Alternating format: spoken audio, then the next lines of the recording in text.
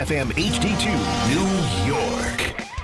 Michael K. is on the radio today, and he ain't afraid to say what he's thinking. It's the Michael K. Show on 880 ESPN Radio. And a good afternoon, everybody. This is indeed the Michael K. Show. We thank you for joining us on this Wednesday. Beautiful day out. It is October 15th, 2025. Hope you're having a great day. Me and you for two. That's the deal. That's the rules of engagement. 2 hours of piping hot sports talk. And it's the fastest 2 hours in sports talk radio. I'm glad that you could be a part of it as well. So many things to talk about. We have Mike Lupica on in the 2:30 slot, as we always do on Wednesday. But let's start off with people in media affecting people in power. And we're not going to go deep into, we're not going to go at all into the political aspect of it. But let's talk about the sports aspect of it. People that are in charge of sports teams should not have rabbit ears when it comes to what is said in the media. You're supposed to be above that. We're supposed to be giving opinions on that, but you're supposed to be above it. That doesn't mean that you can't answer to egregious claims. No, doesn't mean that at all. You can answer back. That's allowed. But to function and coach with the worry of what is going to be said in the media, that is a recipe for disaster, and that is the very definition of thin skin. Now, I speak with a lot of knowledge on this topic because I do have thin skin, but I am not a football coach. I am not a baseball manager or a GM in any sport. I'm not that, because when you're at that level, you're not supposed to be making decisions based on something that might be said or had been said. Now, you might be saying, well, what is Kay talking about? I'll tell you. So Aaron Glenn was the Jet head coach, was addressing the media. And he admitted that sometimes you've got to give your receivers a chance. And by that, you know, not throwing up 50-50 balls all the time, but a guy doesn't have to be wide open for you to make the throw to him. You got to give your receiver a chance to get the ball from the defense. And, you know, obviously the discussion was about Justin Fields, because Justin Fields holds on to the ball. Either he's not seeing people break open, or he wants them to be so open that as he waits, he's going to get sacked.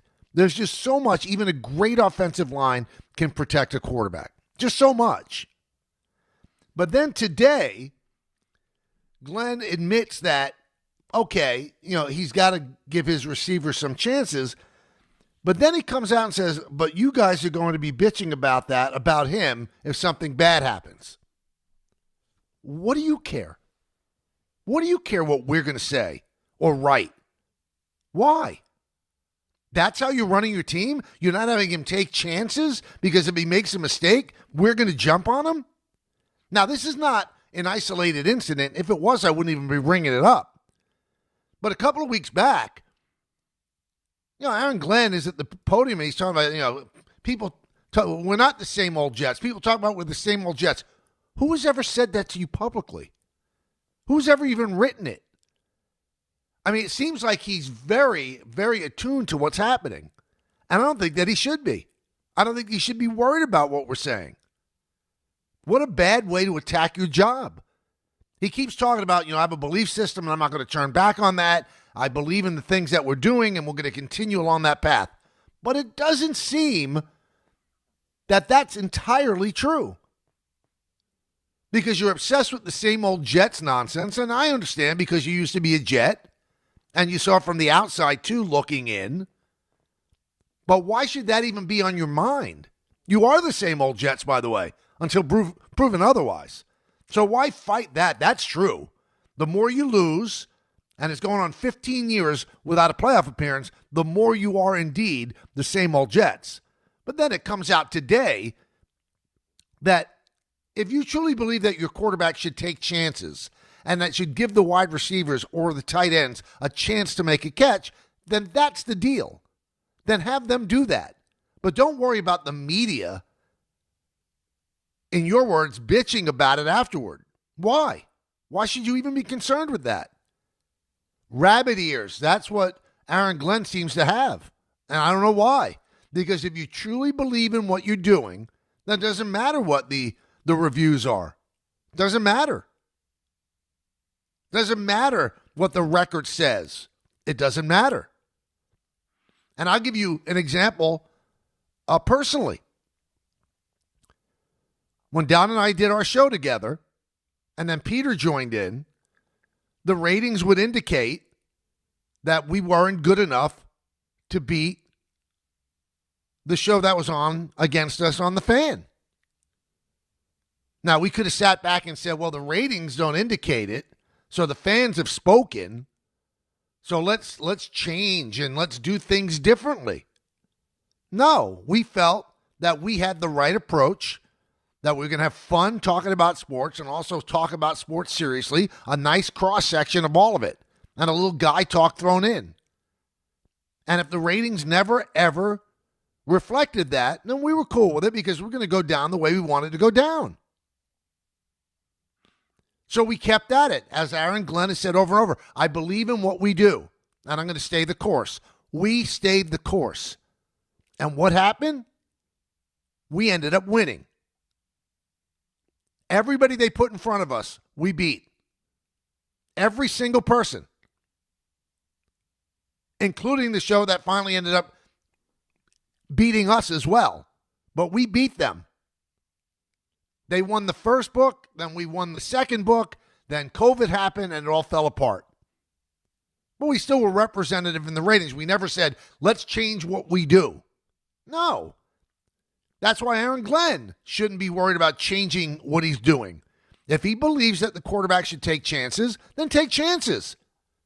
Don't worry about what the media is going to write about it.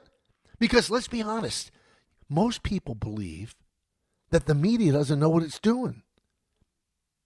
Both in politics and in sports.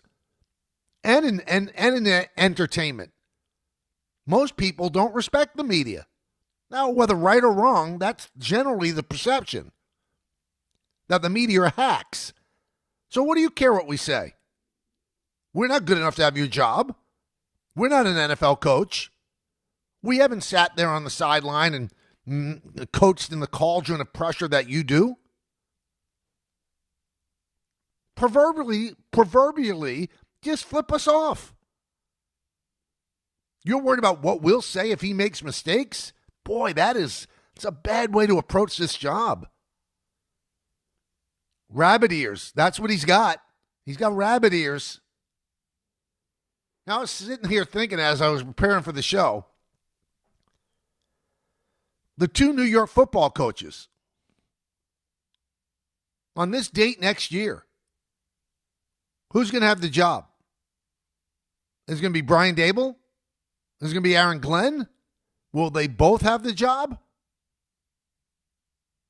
My guess is it's going to be Aaron Glenn. Now, if what we saw against the Eagles turns out to be the real deal with the Giants, then Brian Daboll will have his job and probably have an extension as well. But everybody's saying, well, Woody Johnson has invested 5 years and a lot of money into Aaron Glenn, so he's not going to pull the plug right away. Woody Johnson laughs at the kind of money that he's invested in Aaron Glenn. He's got it in the ashtray of his limousine. If he doesn't like what's going on, he'll fire him. I don't think it's going to be after 1 year. But if they have a terrible season this year and then start off and have a terrible beginning next year, you don't think he's going to fire him? And the signs are not good. And I'm not advocating for him to be let go. I don't believe in that. I think it's silly. I mean, you made your choice. Now live with it. Let's see exactly what he could do. But there are signs that concern you. He got this job preaching about discipline and ending the penalties and the stupid stuff that goes on the field. None of it's ended. In fact, it's gotten worse. Penalties continue to happen. He chose Justin Fields to be his quarterback. That hasn't looked good. And also, he's been disingenuous about that as well. Consider, he said, well, other than the game in London, Justin Fields has actually done quite well. No, he hasn't. The best that Justin Fields played was the first game of the season against the Steelers. He looked like a real quarterback. He got rid of the ball. He did what he had to do. But every other game after that, he's padded his stats in garbage time. He's padded his stats when the Jets were way behind. That's exactly what the stats said in that debacle against Miami. So he hasn't played well. He has not played well. But again, Glenn could sell that to the media, but if you look and you watch the games, you know exactly he has not played well. So that's a concern. But who's going to be the coach next year at this time? I mean, if I had a bet, I'd say it's Glenn, because the Giants' schedule continues to be a beast. But there are some wins in there if they continue to play well, if they played the way they played against Philadelphia. And I think if he gets to 6 or 7 wins and Jackson Dart looks like the real deal, then Daboll's going to be back. And then he might have more job security than Aaron Glenn does. I mean, if this season just goes off the rails and he's 2-15, I mean, what are we hanging our hat on? That means that they didn't find the quarterback. That means at 2-15, he's going to have to select a quarterback with his pick in the first round, and then the whole thing starts all over again. You're not moving closer to a resolution of what's happening. But the one thing that I would tell Aaron Glenn, and I guess it diminishes what I do for a living, what do you care what we say? What do you care what the writers write? If you truly believe in what you do, do it. Do it. That's the only way to go. You have a true belief in your system and what you can accomplish. Go and accomplish it.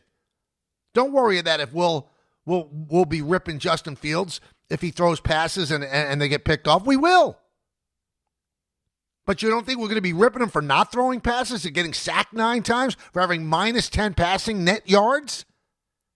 It's a lose-lose situation, Aaron, if you continue to coddle him and not let him throw the ball. And by the way, throwing the ball this week against Carolina, it doesn't look like it's a good idea because both your number 1 and your number 2 receivers are probably out. So you got a little bit of a conundrum. If you're the Jets and you look at Carolina now, the Jets started as favorites, and now Carolina's a favorite in the game, and you don't win this game. Now, I know Carolina just beat the Cowboys. The Cowboys are no great shakes. But the bottom line is, if you don't beat Carolina, where's the win coming from? And if Justin Fields continues to play as poorly as he's played, again, where's the win coming from? So let him play the way you want him to play. If you don't want him to throw the ball, then don't have him throw the ball and suffer the slings and arrows of the media. Because I think you're reacting to that too. Because we all jumped on the fact that getting sacked 9 times was not the offensive line's fault. Just wasn't. So let him do what you believe he should do. I don't think you can win in the NFL. And I said this during preseason when all they did was run the ball. So this is not revisionist history. This is not second guessing. You can listen to the podcast. They're all archived on the ESPN New York app. I said you can't win in the NFL just running the football. The NFL is built to throw the football and put points on the board. That's what the NFL wants. So if you're going to keep handing off to Breece Hall and you're not going to do anything imaginative because you're afraid that the quarterback's going to make a mistake, how are you going to succeed in this league? How? And if the first half happens in Carolina and you're losing 17-3, and again, no passing at all, are you going to continue to stay with Justin Fields, or do wins not matter? Do you go to Taylor at that point? I'm not quite sure. Let's hear from you, 1-800-919-3776. A lot of stuff going on with baseball. We hear now that Brian Cashman and Aaron Boone are going to meet with the media tomorrow at noon. The fact that they're meeting with the media would tell you that they're not going anywhere. I never thought they were.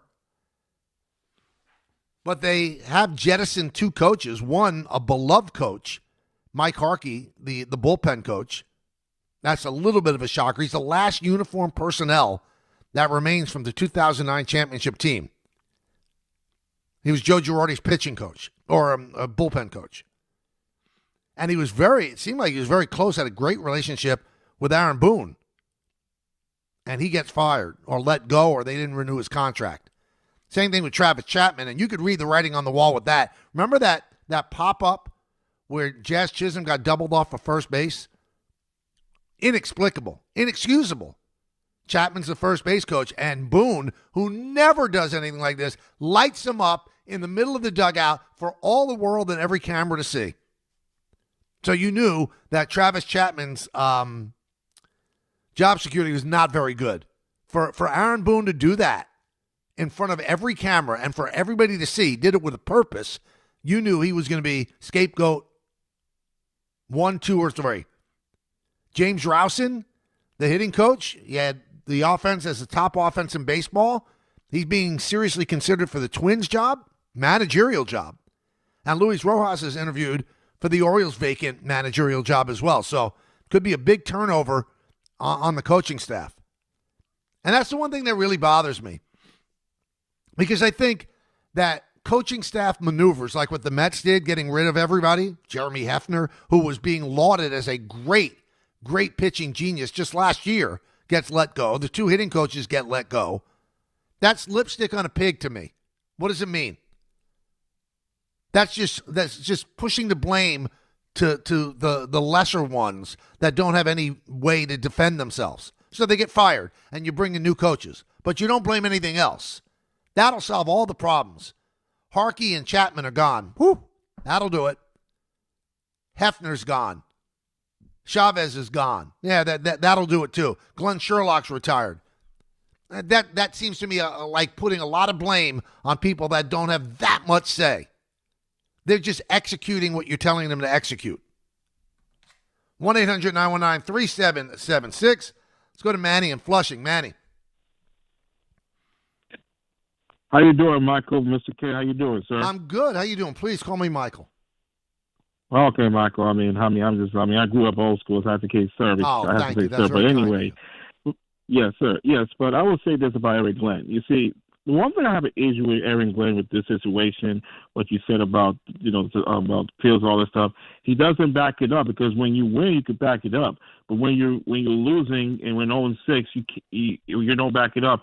And that's a recipe for disaster. I mean, yes, listen, players and coaches, they got rappers, they hear what people say in the media.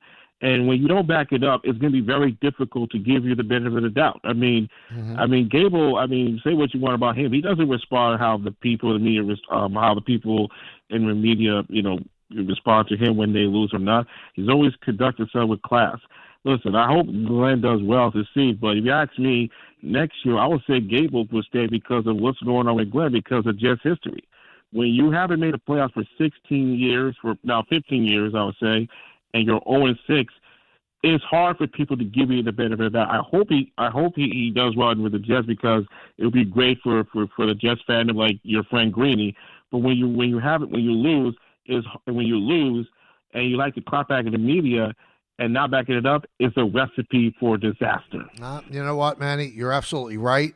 And I think it makes it difficult to coach your team to continue to sell your beliefs, because if there's no positive reinforcement in terms of wins, then how do you continue to hold your locker room? How do you continue to do that? Now, one thing that I want to emphasize, I want you guys to know that this is what I'm saying here. People criticize him. If people criticize him, he has every right to answer back. He really does. But you can't make up ghosts. You can't. You can't make up ghosts. Well, you guys are going to say this if he does that. You don't know that. You guys have been saying same old Jets. Nobody been saying same old Jets after 3 games. Nobody was saying that. So you've got these ghosts in your head that you're fighting with that doesn't make sense to fight with them. Now, if somebody comes out and criticizes you, I think you have every right to fight back. I wouldn't fight back against trolls on social media, because the things that are said on social media, they're ridiculous. And they're coming from a place That's not based in expertise. They're coming from a place of emotion like a fan would do. And those things are usually typed out when you have Cheeto dust on your fingers. So professionals should not be reacting to that. Professionals like Aaron Glenn, guys in positions of power. Now, I use it as content here because I want to go back and forth with people because that's what phone calls are too. That's what this whole medium's about. But when you're running a football team, you can't be concerned with that nonsense. Now, let's bring it over to columnists or beat writers or radio and TV hosts or talk show hosts. If somebody says something that you think is wrong, you have the right to say, you're wrong and here's why. But to say, I'm not going to have him, if I do have him throw the ball, well, you guys are going to complain about it. Who cares? Who cares what we say? We're on the outside looking in. You got the gig. We don't. Ernie in Chatham. What's up, Ernie? Hey, Michael. Good to talk to you. Thanks for calling, man. It's been a really long time with the Jets. I mean, my goodness, right? I'll say this about it, right? I think Aaron Glenn can be good, and I'm not ready to close the door. But I will say, the hubris in that press conference on Sunday morning after the game just really put him in a corner. Now, when you're the leader of any organization and it's not going well, somebody has to stay positive, and I'm glad he's confident. So give it up to him for that, right? Somebody has to stay. You want him to believe, right? Yep. You want him to believe, and he's trying, and I think he's trying, and it's hard for first-time guys. But look, he likes to remind us that he was on the Lions through this whole turnaround. That's awesome. My question to you is, do you think there's any realistic chance at all that they can make a blockbuster trade like the Lions did, and even if it costs maybe Quinnen Williams or it costs Sauce Gardner, could they get a quarterback? I mean, I don't know how realistic it is, but get a quarterback. I don't know if it's Dak. I don't know if it's Burrow. But is there a trade to be made? Because as a longtime fan, I just don't know that I could sit through another 3 years of a rookie. What do you think? Well, I don't think that you could make those deals. I mean, if a team has a quarterback, that type of quarterback, the Bengals are never trading Burrow. The only way the Bengals would trade Burrow is if Burrow says, I got to go. I got to get out of here. So that's not happening. I don't think that the Cowboys would trade Dak. He's one of the few things that they can hang their hat on. You talk about the Lions trade. Well, Matthew Stafford had to get out of Detroit. He didn't want to lose anymore. And the Rams had given up essentially on Goff. That McVay didn't think that Goff could get him to the promised land. So that was a trade that worked for both. No, listen, if they could have, they should have done it during the offseason. Why go with Justin Fields? Justin Fields failed in Chicago, didn't do anything gain any traction with Pittsburgh. So I think that's pie in the sky stuff. I don't think there's any way that happens. There's just not. And you are going to have to, in all likelihood, sit through them babying another quarterback. And that's why everything is not aligned perfectly. You bring in a coach and a new GM. They go with Justin Fields. It doesn't look like Justin Fields is a long-term answer. So they're going to eventually have to draft a quarterback. And then there's going to be the growing pains of a quarterback. Now, sometimes growing pains are shorter than other growing pains. Looks like the Giants' growing pains with Jackson Dart, not as long as you thought it was going to be if he continues to progress at this level. But even that was not aligned beautifully. You have a coach and a GM that have essentially been told you better win and play important games in December or you're not going to have your job. So you had them draft a quarterback, right? And then if they lose their job because they didn't win 6-7 games, then you're going to have another coach come in. He might not like the quarterback. And that's why the nonsense that happened in Tennessee is so ridiculous too. You had a first-year head coach who played a big role in selecting the quarterback that they took. And now he gets fired 5 games in. None of it makes sense. If you really want to check it out, well-run organizations win games. Poorly run organizations continue to run headfirst into a wall. There's no mystery. They don't know what they're doing. So the owner of the Titans, Amy Strunk Adams, she wasn't even there when they relieved Callahan of his duty. It's ridiculous. Bad organizations continue to be bad. They don't change things. A fish rots from the head. You have to have everything aligned. If you're going to have somebody select a quarterback, that person, that coach has to be assured to be there for a long time.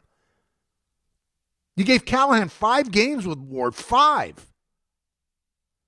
Now the quarterback has to be adapted to another coach. And then if they bring in a coach at the end of the year, they have an interim coach right now, but if you bring in a full-time coach, he might not like that quarterback. And you start from ground one all over again.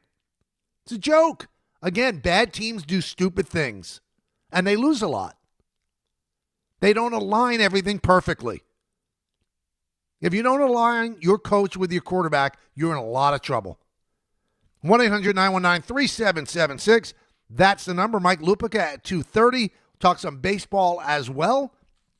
We'll talk something that has always fascinated me, and I want to get your take on it as well, because there were a number of Dodgers who are now up 2-0 over Milwaukee after yesterday's 5-1 victory. A number of Dodgers that wouldn't do things or wouldn't do something in Milwaukee that I have long wanted to do. I don't understand the fear. I want to talk about that. We'll do it when we get back right here on the K Show on ESPN New York. Wednesday with Don, Hahn, and Rosenberg. Will the Rangers ever score at MSG again? First of all, let's not make this bigger than it is. It's game 5. Lots to like about our game. It's a unique situation, but let's not blow this out of proportion. And Booger McFarland joins the show to discuss the New York football QB situation. You can't be competitive in today's football without being able to throw the ball. And Justin Fields can't throw the ball. Don, Hahn, and Rosenberg today at 3 on ESPN New York and streaming live on YouTube. Dropped right down the chimney by Justin Fields to Garrett Wilson, and the Jets have the lead. Be at MetLife Stadium for the Jets and the Panthers on Sunday, October 19th at 1 p.m., presented by JetBlue. Get to the game early and secure the game giveaway, a JetBlue Jets plane magnet while supplies last. Lock in your seats now at nyjets.com/tickets. Once again, that's nyjets.com/tickets. 1 in every 6 men is likely to be diagnosed with prostate cancer in his lifetime. That's why New York Presbyterian wants to remind men over 50 to book a prostate cancer screening. A simple blood test is all it takes. It could save your life. Screenings are available across New York City and Westchester at locations near you. Schedule your annual prostate cancer screening today at nyp.org/cancer screening. Stay amazing. New York Presbyterian. To help those who want to be helped, but may not be able to afford it. That's what PGA Tour winner Grayson Murray had envisioned for a foundation before he sadly took his own life at just 30 years old. His parents channeled their grief into creating the Grayson Murray Foundation, carrying out his vision to help those struggling with mental health and addiction. To donate and learn more, visit GraysonMurrayFoundation.com. Honey, this is it. Shot clock winding down. Trailing by 2. When you can't miss the last shot, and neither can he, don't take slow for an answer. Pastrello shoots. Didn't see it, Carter. Switch to Optimum Fiber, the fastest and most reliable fiber internet, starting at just $40 a month. Call 888-4OPTIMUM or visit Optimum.com today. What went through your head on the last shot? It all happened so fast. Optimum. Don't take slow for an answer. Terms apply. See Optimum.com for details. D'Agostino & Associates is a legacy firm, and I'm proud to be a part of that legacy. I'm Jenna D'Agostino, and like my father, I fight to get justice for the injured. The hustle and grit of these streets shaped me. I'm John D'Agostino, and from the concrete to the courtroom, I built this injury firm 35 years ago to get accident victims justice. So call my team first, 1-800-BITE-BACK. That's 1-800-248-3222. You want justice? Think Jenna D'Agostino. Think D'Agostino & Associates. Justice isn't just a word. For us, it's a way of life. It's having compassion for your struggle and getting you paid for your pain. Now that's justice. D'Agostino & Associates means being there for the injured. Seriously injured? Call my team first at 1-800-BITE-BACK. That's 1-800-248-3222. D'Agostino & Associates has offices throughout New York and New Jersey and will come to you. I've been there, and I'll be there for you. D'Agostino, Law, Bite Back. At City Harvest, we believe no New Yorker has to go hungry. With your help, we're on the road 365 days a year, rescuing over 77 million pounds of nutritious food and delivering it free to millions of New Yorkers, transforming surplus food into sustenance, sustainability, and smiles, rallying thousands of New Yorkers to power a network of nourishment across our city. One day, one meal, and one New Yorker at a time. That's how we feed good. Donate at cityharvest.org. Getting the right mattress helps you sleep at night. Getting the right price helps you sleep even better. At PC Richard & Son, they don't just sell you a mattress. Their experts use a 4-step fitting process to make sure your new bed fits you perfectly. The right fit, the right price, plus free delivery. It's what they do, only at PC Richard & Son. Free delivery on mattresses $199 and up.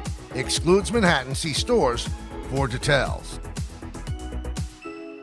What is it that makes the all-new Hyundai Palisade hybrid an incredible SUV? Is it the spacious interior that's comfy for the whole crew? Or the capability to go off-road? Maybe it's up to 600-plus miles of range. Is it the driver behind the wheel? What if it's all of that and more? What is it then? The all-new Hyundai Palisade Hybrid. So much more than just another SUV. Visit HyundaiUSA.com or call 562-314-4603 for more details. That's 562-314-4603.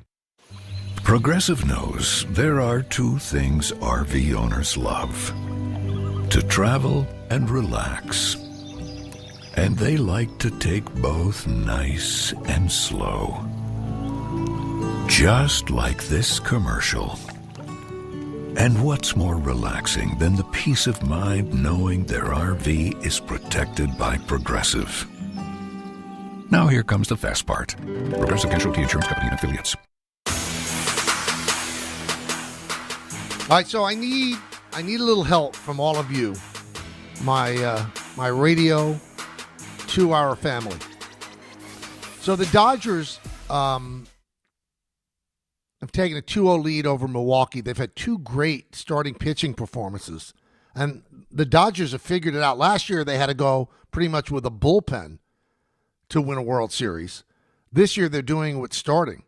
So Blake Snell was brilliant. Over 8 innings. Bullpen almost gave it up because the bullpen this year is awful. And then yesterday was Yamamoto, brilliant, complete game. And they're up 2-0. So they took both games in Milwaukee. Same thing that Seattle did in Toronto. There's not a team that has come back from losing the 2 games at home in a best-of-7 series since the 1996 Yankees. Yeah, it's been 29 years. So I don't like the chances of the Blue Jays or the Brewers. Not saying it can't be done, but it's been almost 30 years since last it was done. But that's beside the point. While they were in Milwaukee, some of the Dodger players refused to stay in a hotel that has long been thought to be haunted. Now, I believe that the hotel that they're talking about is the Pfister, which is an old hotel in downtown Milwaukee. It's lovely. It's a great hotel. It really is. But there have long been rumors that it's inhabited by ghosts and it's haunted.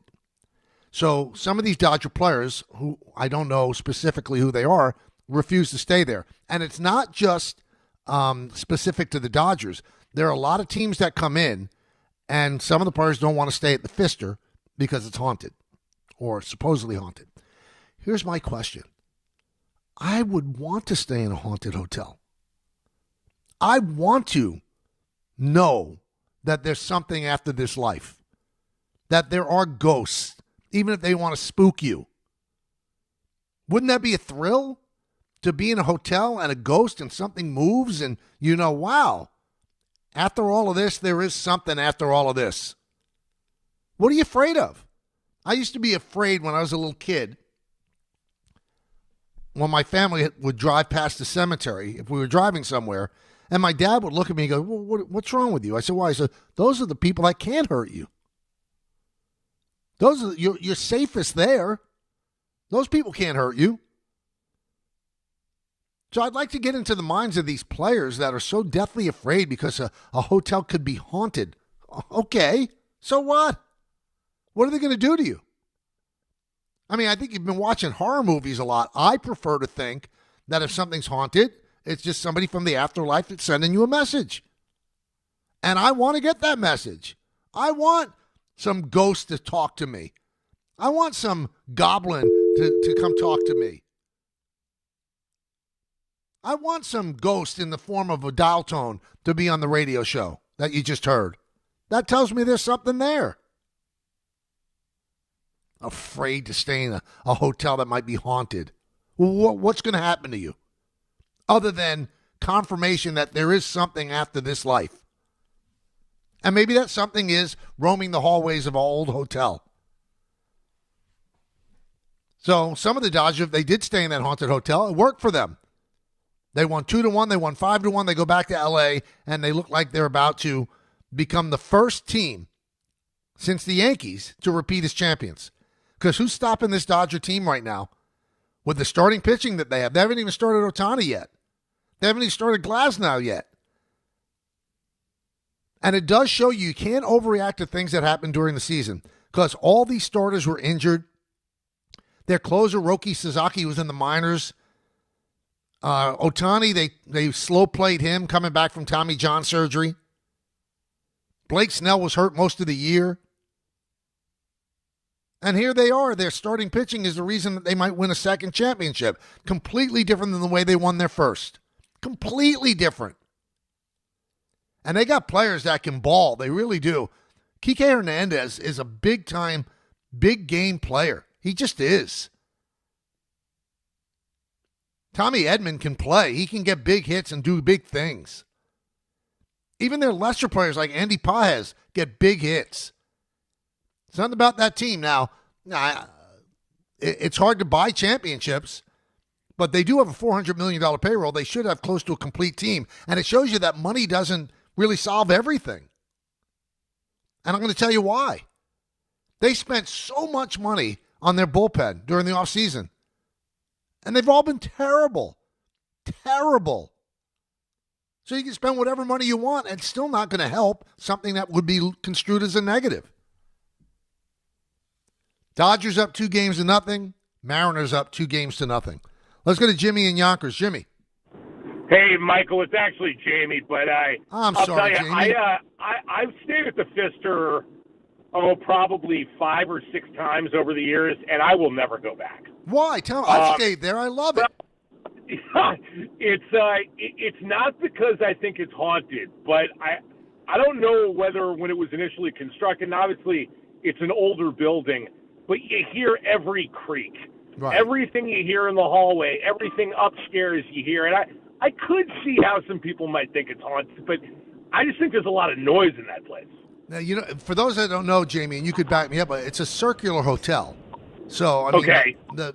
the rooms are, they're in a circle and the elevators are in the middle. It's an odd-looking hotel. As you said, it was built a long, long time ago. And maybe the creaks that you're talking about, people think they're ghosts. But again, my question to you, Jamie, would that frighten you if there was a ghost in the room? Would it frighten me? I mean, if there was a legit ghost, it probably would frighten me first. Yeah, why not, man? I don't know. We're all afraid of what we're unfamiliar with. So, yeah, but I wouldn't go back. First of all, it's a very expensive hotel. I think you're talking like close to $500 a night in a lot of cases. Right. And I just don't think the sleeping experience is all that good, so I wouldn't go back. I'm not saying it's haunted, though. Well, I appreciate your honesty, and I believe that they're not the Dodger players that didn't want to stay there have nothing against the sleeping experience. They believe that the place is haunted. Now, Matt Manhattan says he also stayed at the Pfister. What's up, Matt? I do business in Milwaukee, and I've stayed in the Pfister over 20 times. Really cool place. John Dillinger, I believe, had a hideout there, but definitely not haunted. And if it was, would it bother you? No. To your point, I'd like to know there's confirmation of the afterlife. See, you and I are in lockstep. I love it. You're more than welcome to call in anytime you want, Matt. We are of the like mind. I love that. 1-800-919-3776. Let's go to Chris in Barnegat. What's up, Chris? Hey, Mike. Just an interesting question. So I was listening to Don Hahn and Rosenberg yesterday. And they brought up, of course, yeah. And they brought up a question about how Yankee fans should root for the ALCS. Now, I have a take on it, but I want to hear your take on it. and then maybe I could follow up after that. I would, if it were me rooting, right, not being a member of the media, I'd root for Seattle because Seattle has never diminished the Yankees. They've never made fun of the Yankees, and the Blue Jays have really hung on the rim with the Yankees lose and all that. So I'd root for Seattle. How about you? Yeah, I 100% agree, especially since Toronto's a division opponent. But I had a little interesting take on it as well, where if Toronto does end up losing to Seattle, maybe Brian Cashman and the front office can look at it being like, oh, we're actually not as close as we think we are, and we need to make bigger adjustments and additions in the offseason. Mm-hmm. I think that's one way I would look at it if I was GM, but, I'm just sitting in an office, not GMing, so. Well, you know what I would say, Chris? Not so much that we're not that far off. If Toronto did win, I think it could change the minds of a lot of people in the game where let's get people that make contact and put the ball in play because Toronto doesn't strike out a lot. They're kind of middle of the road when it comes to home runs. They hit their share, but they're not at the top. And I think they have like 4 guys hitting over 290. And it's all about putting the ball in play and playing clean defense. That would be the thing that I hope would be the seismic change if they won. But yeah, I said this yesterday, and I know that it's not going to really resonate well with Toronto fans. You look at Toronto's team. I mean, just look at it objectively. And then you look at the Yankees team. I'm sorry. The Yankees are better. The Yankees starting pitching is far better. Far better. Their bullpen, although it was shaky toward the end, they pitched very well in the postseason, and they've got pieces that Toronto... I mean, wouldn't you rather have David Bednar close the game than Jeff Hoffman? And then you look at the players around the diamond. Yeah, the Blue Jays are different than the Yankees, so it's hard to say I'll take A or B. But the Yankees have bigger stars with bigger numbers, and you have probably the greatest player in the world in Aaron Judge. And that's what stings most about losing that series. I think the Yankees are a better team. And I think that you win with pitching in the postseason. The Yankee pitching was awful against Toronto. They were great against Boston. Awful. Heel was awful. Fried was awful. Rodon was awful. Boom, you dig yourself a hole, and Schlittler couldn't save you. I thought Schlittler pitched well in the 4th game. That's what's really got to aggravate the Yankees to no extent. You watch this Toronto team who can't get anybody out on Seattle. Anybody. Their bullpen is imploded. And you go, well, how'd they beat us? Well, they did. And that's something to look into. But if you had a fantasy draft, really the first 4 starters would probably come from the Yankees. You're not taking Scherzer. I like Bassett, but obviously there's a back issue there. He is on the roster, though. Scherzer's going to start game 4. Barrios, I mean, really, wouldn't you rather have Fried and Rodon or Schlittler? So I think the Yankees starters and their bullpen are better. And I understand what Buck Martinez was saying. And I like Buck a lot. I would never criticize him. But the Yankees aren't a bad team. They might do some things that are frustrating, but they're not a bad. He said they're a bad team. They're not a bad team. In fact, I think they're a better team than Toronto. But Toronto beat them. Toronto beat them, and that's all you need to know. So for those 4 games, and during the season they beat them too. They obviously are better. But just on a personnel standpoint and the things that are really important in terms of winning games, I think the Yankees are better than Toronto. I think they're better than Seattle. That's why I thought there was a chance they'd go back to the World Series. If they played up to their capability and more people hit other than just Aaron Judge, you know what? They'd have a shot. Big-time surgery happened for the Yankees, begging questions. We'll talk about that when we get back right here on The K Show on ESPN New York.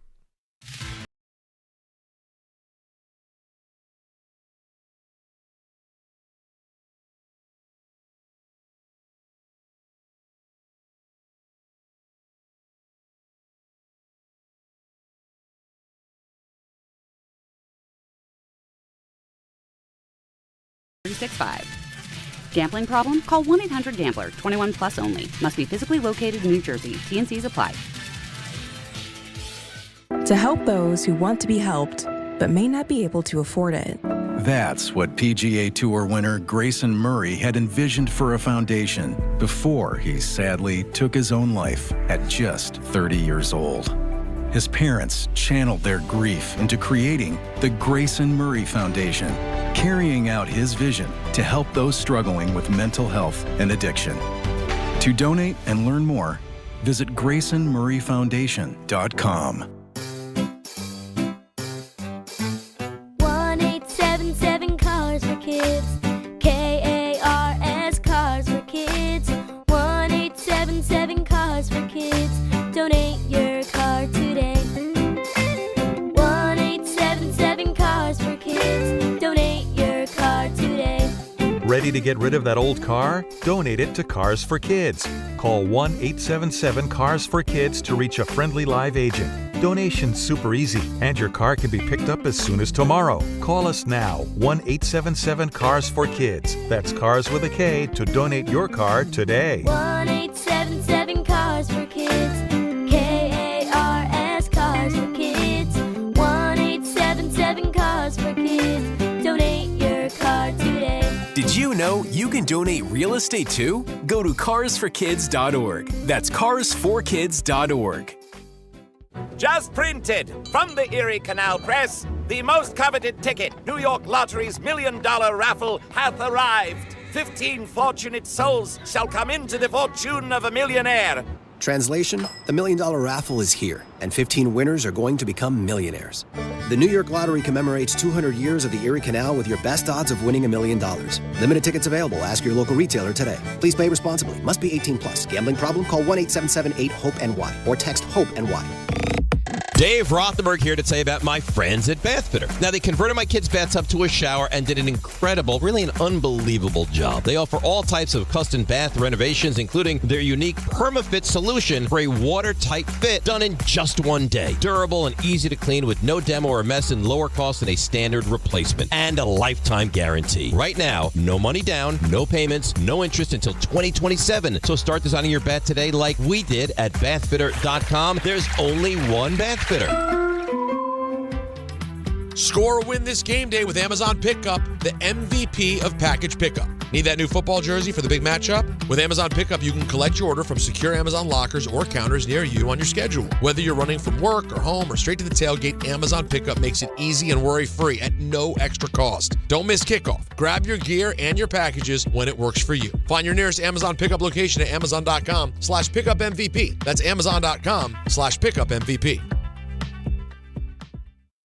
Life insurance. Why are you putting it off? Can't afford it? Too much hassle? Think you don't need it? There's lots of excuses for putting off life insurance. But if you weren't there, who would pay the mortgage and other bills? With Ethos, you could be covered in 10 minutes and boom, family protected. Ethos, fast and easy online term life insurance. Up to $2 million in coverage with no medical exam. Some policies as low as $1 a day. Answer a few health questions and get your free quote at ethos.com/play. That's ethos.com/play. Feeling stuck on your own 10-yard line in the career game? Maybe it's time to just go for IT. My Computer Career has the game plan to score a rewarding new IT career in months. Whether you're a rookie, a breakout career changer, or a military veteran ready to serve. Why spend years chasing a college degree when you can fast-track your future in IT starting now? Take your mark, get set, go for IT. Take the free career evaluation at mycomputercareer.edu today. Financial aid is available to those who qualify, including VA benefits. From the regular season to the Super Bowl, ESPN New York is your destination for football.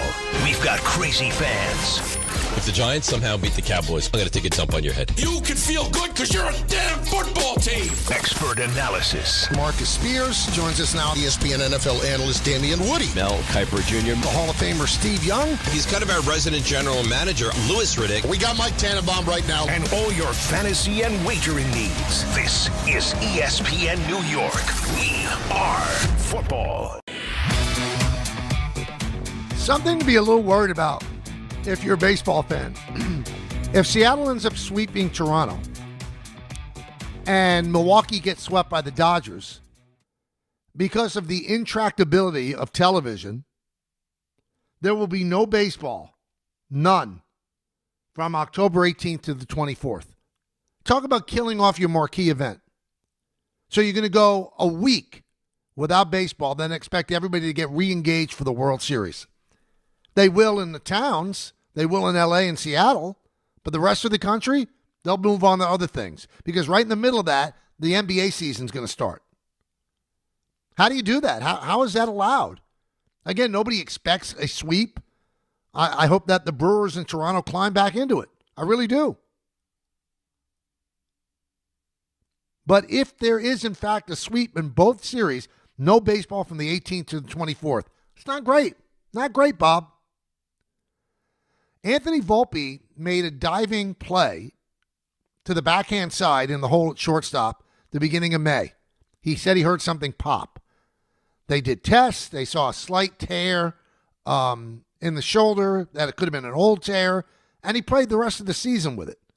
He had a 6-day stretch after he took a cortisone shot for the second time, and then he played fairly well the remainder of the season, played well against Boston, and then really crapped out against Toronto. Now he had surgery today to repair that shoulder. They say he should be ready for the start of the season. 5 months he played with this injury that had to eventually be repaired by surgery? That begs a lot of questions. I'm sure that those questions are going to be asked to Aaron Boone and Brian Cashman tomorrow when they meet with the media at noon at the stadium. 5 months. Now, I can't say, well, he had a bad year because he was playing with the bad shoulder, but I will, because, he didn't hit well the year before. I didn't hit for average the first year either. But something happened with his fielding. I don't know if it was related to his non-throwing shoulder, because he won the Gold Glove his first year. He was in the top 3 for shortstops in his second year. And he's not in the top 3. He's not nominated for a Gold Glove this year. And rightfully so. He had 19 errors. He did not play well in the field. Was it because of the shoulder? I don't know. But I'm just shocked that he played with a shoulder that eventually needed surgery for 5 months. Did he gut through it and kept telling them it didn't bother him? Didn't the films tell them anything when they did the MRIs? But 5 months? You can't tell me that before he got hurt, Oswaldo Cabrera couldn't play shortstop? And then Caballero, after you acquired him, couldn't play shortstop? Instead, you sent a player who was compromised out for 5 months?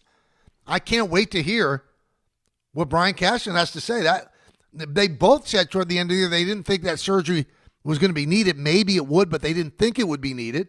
Well, he had surgery today. Weird, right? Let's go to Rich in Cocoa Beach. Rich. Yeah, hi, Mike. Thanks for taking my call. Thanks for calling. I'm the guy who, about 6 months ago, sat next to Sandy Koufax on the plane. Oh, If yes, you I recall, remember I know that. you were. Okay. This involves your old friend who's no longer with us, Mike Shanlon. I was on a flight, and also the Hotel Pfister. I was on a plane flight to Milwaukee, and he sat next to me. I didn't know him at the time, and we started to speak, and I found he was a writer for the Boston Herald. Yep. And we both took a cab to the Pfister, and from that point on, we became pretty friendly. Anytime I was in Boston, he would get me tickets to the ball game, or I'd see him in New York. So, but as far as the Pfister, it was a great hotel. It was. Now you didn't think it was haunted, though. Obviously not. Let's go to Alex in Midtown. Alex. Michael, I admire your moxie, man, because I would be terrified to be in a hotel that is supposedly haunted. Tell me why. It's for this simple reason, because when you're asleep in bed, it's as defenseless as you could possibly be. And in the middle of the night, if I'm rolling over and I happen to open my eyes, the thought of a spiritual thing staring at me, it terrifies me. I'd freak out. Really? If I'm on But wouldn't it comfort you that TV, there's something after this life? probably the next day I would feel more comfort. In the moment, Okay, I'd be I understand terrified. that. I get it. That makes sense. That makes sense. Yeah. I want some sign.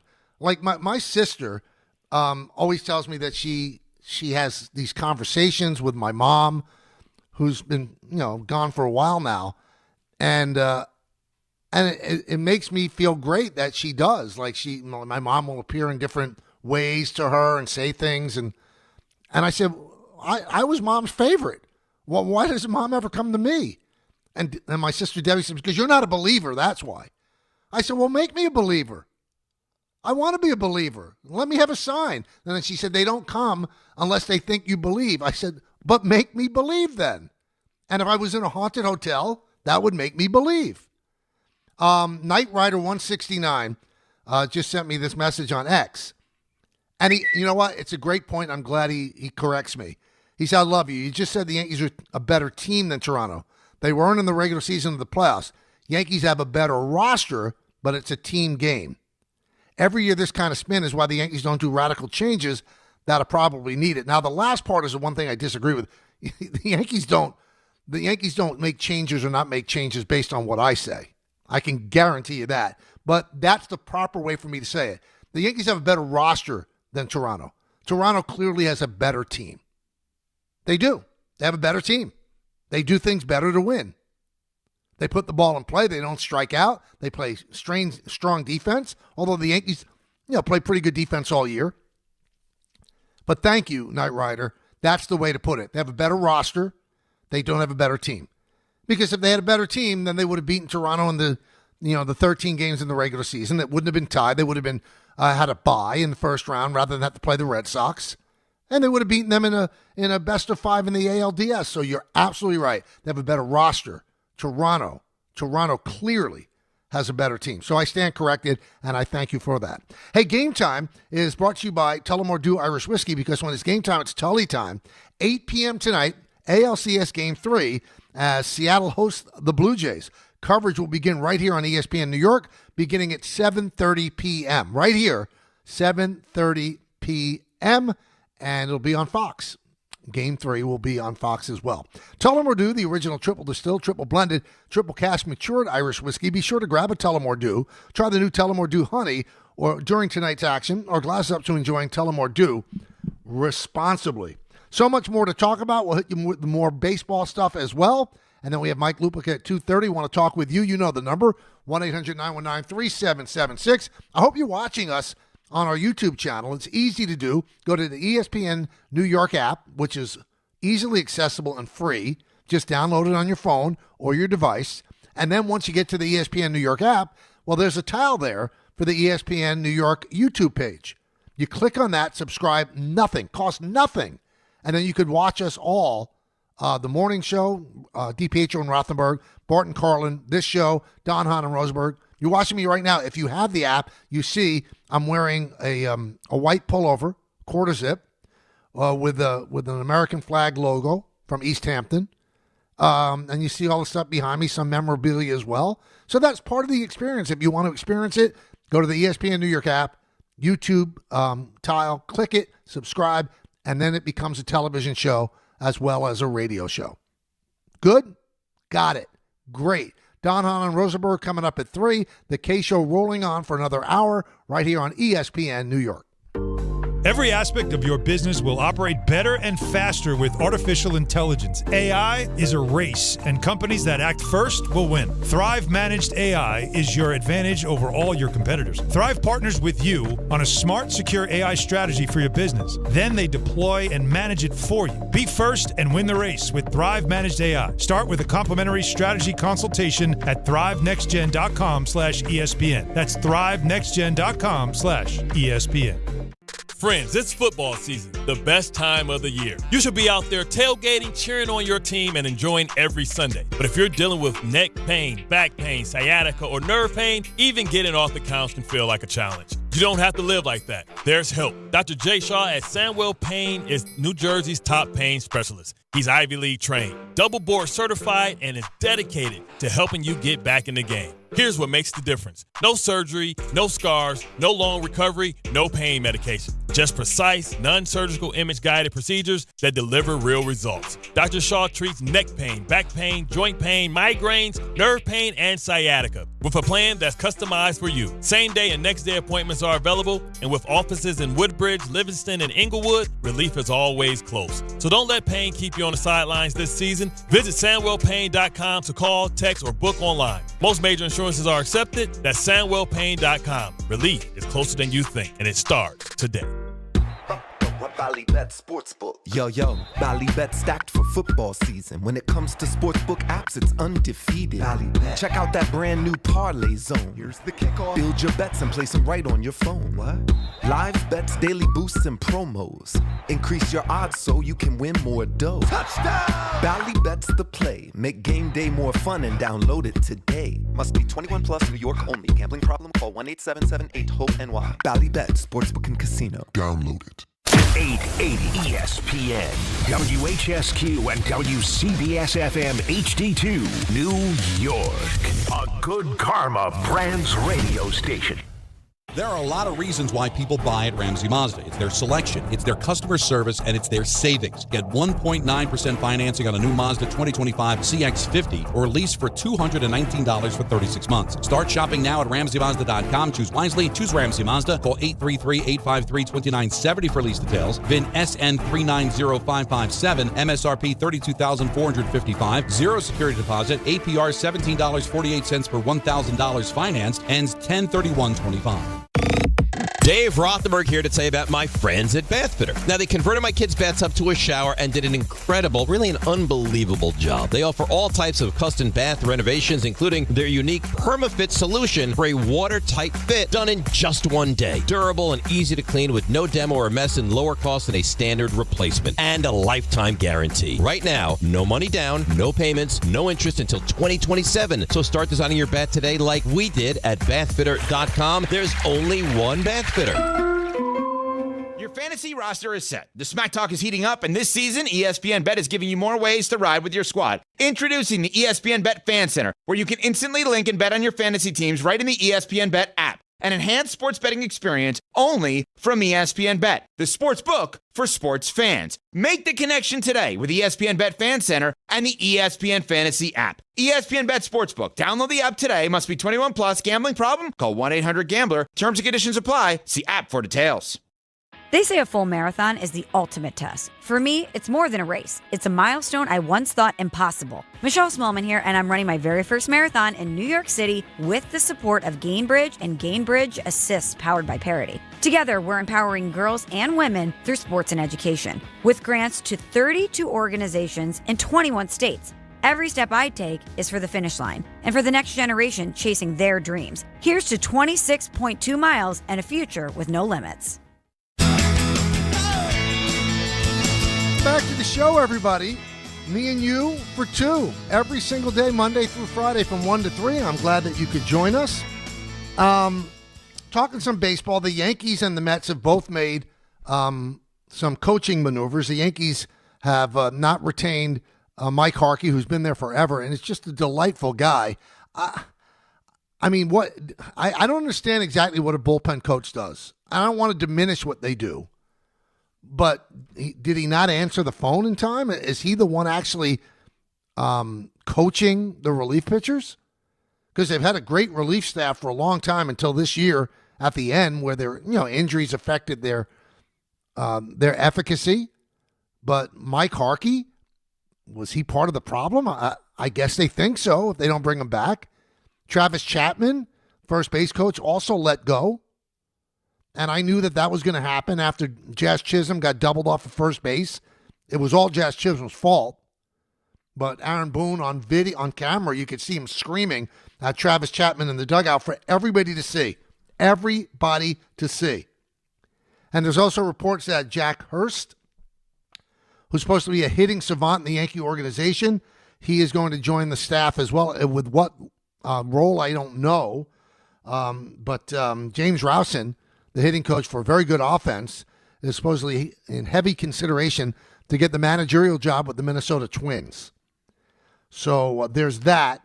And the Orioles have also interviewed the Yankee third base coach Luis Rojas, who was a Met manager for a couple of years. Bad situation for Rojas at that time.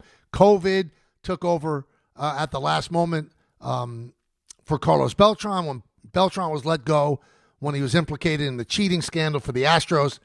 Unfairly, he's the only one who's really been punished for that. And I've said that a lot. It's a joke. A.J. Hinch just got a contract extension in Detroit. Alex Cora, who I like a lot, is embedded in Boston. one of the highest paid managers in baseball. All the players got off scot-free, but Carlos Beltran is the one that continues to suffer because he fell between the cracks. He was a player when this happened, but he wasn't a player when all the allegations came down, and he had no union to defend him. Otherwise, he would have fallen under the union protection, and he wouldn't have been touched, just like all the players that took part in the cheating, they weren't touched either. So that's something that you look at, and we'll see exactly what goes on if Luis Rojas gets that job. Aaron Boone and Brian Cashman are going to meet with the media at the stadium tomorrow at noon. So by the time we get on the air, we'll know exactly what they talked about, what was said, some of the reasons behind the coaches being let go. And this is after the Mets pretty much did a clean sweep on their coaching staff as well. Now, John Gibbons, their bench coach, supposedly just walked away and said that they needed a new voice alongside Carlos Mendoza. He spoke very highly of Mendoza. And the Mets, according to, I think Pat Ragazzo is the first one to report it, they've hired Kai Correa as their bench coach. He had been with the Guardians for the last 2 seasons, last one as a Major League field coordinator. So that's the stuff that's coming out baseball-wise. And, we talked about in the last segment as well, Anthony Volpe underwent surgery on his shoulder today. So that means that the shoulder that he injured at the beginning of May was repaired today on October 15th. So he played with an injured shoulder that needed surgery for 5 months. Why? It wasn't like he was lighting up the world. If anything, he hurt his standing by the way he performed. Sometimes discretion is the better part of valor. So if, in fact, he's the one who kept telling I'm fine, didn't they see anything on the x-rays or the MRIs that tells you, no, you're not? Now, maybe they were hoping that he wouldn't have to have surgery, but he's having surgery. And I wouldn't be surprised if we hear in the next month or so that maybe Judge is going to have surgery. Now, his elbow looked like it was getting better, but he still wasn't throwing the way he threw before he got hurt. Let's hope he doesn't have to have surgery, because if he does, would he be ready to play right field next year? And if he's not, that means he's going to have the DH, and that means we're going to have to see Stanton in the outfield again. But can't wait to hear from Anthony Volpe if it bothered him all year. And if it did, and he continued to play, shame on him. When you're hitting 205, 206, don't keep pushing your way into the lineup. Because if you do say you're injured, then you have an excuse for playing that way. But if you say you're okay, then you don't have an excuse. But now I guess you have an excuse in retrospect because the shoulder had to eventually be repaired. Strange times. Really strange times. One quick aside. So the new administration at the University of North Carolina football team, the GM is Mike Lombardi. And he sent out a video where he's like typing out messages to send to recruits or letters. Typing? It's 2025. He's got a typewriter.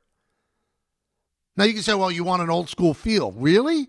You can get an old school feel. Put the font on your computer that you want it to look like a typewriter. Boom, old school feel. You're typing out letters on a manual typewriter. I don't know if they're really up to snuff in terms of today's world, if that's what they're doing. Now, it almost looked like he posted it as sort of a brag, like he's hanging on the rim. Look how old school I am. Old school usually doesn't win anymore. When everybody else is working with AI and you're typing out letters on a manual typewriter. Now, if you want to say, I write out letters, handwritten notes, that would impress me because no computer can do that. But typing out letters on a manual typewriter, and you wonder why North Carolina is kind of stumbling its way through this, not a great look. Not a great look at all. 1-800-919-3776. One more thing I wanted to talk about. I wish that I knew hockey like Don knows hockey. That's the one sport that I can't be totally confidently conversant in. I just can't. I can't fake it. I know enough to talk in broad strokes, but I don't know enough to get down in the weeds about it. So my question to all of you out there, I'm sure there are a lot of Ranger fans out there. Why haven't they scored in 3 games at Madison Square Garden? Because I look at the team and there's talent on the team. How could you not score for 3 games at Madison Square Garden? Now, you've won games on the road, but you've been shut out 3 games at home. How's that possible? Somebody explain that to me. I could see if they had a rat team. They don't have a rat team. They've got guys that with talent. They have a new head coach that's won Stanley Cups. You got shut out 3 games at the Garden? Please explain. Somebody with a hockey pedigree. I need an explanation. I need help. And by the way, one quick thing about Don. He's killing it, by the way. Killing it as the television voice of the Devils. He broadcasted 2 games. They've won both of them. The only game they lost was an exclusive on ESPN Plus. And toward the end of the second game that they won, he had a line, put a pitchfork in it, it's over, rather than a fork. Because it's the Devils, pitchfork. And that's going to be like you watch. That's going to be a big deal. RotoWare has already printed out T-shirts with it. Put a pitchfork in it. Brilliant play by Don. Brilliant. I know he doesn't like to be the story, but that's a great little catchphrase. It's not intrusive. You say at the end of the game that they're winning. Brilliant. What a great hire by MSG and the Devils. He's killing it, how good he is. Killing it. And when you see Stan Fischler, right, who doesn't hand out compliments all that easily, he posted on X the other day how great a job Don has done. Very proud of my man. Very proud. And at 3 o'clock, Don Hahn and Rosenberg takes over. 1-800-919-3776. Let's go to Brian in Rockville Center. Brian. Good afternoon, Mike. I just want to know, we're going after Volpe, pretty brutally right now for playing through an injury. I get it. Maybe it wasn't the most responsible thing, and he didn't perform. But are we really going to go after him that hard for trying to tough it through and be there for his team, or is that being Captain Little Man a little bit too much? He played 5 months. Brian, I agree with you. It shows his toughness, but let me ask you this. But there was no effectiveness, so who did he help? And if he ended up getting surgery, nobody could question his toughness, right? It would mean that he was really seriously hurt. Does he need to be crucified for it? No, who's crucifying him? I'm not crucifying him.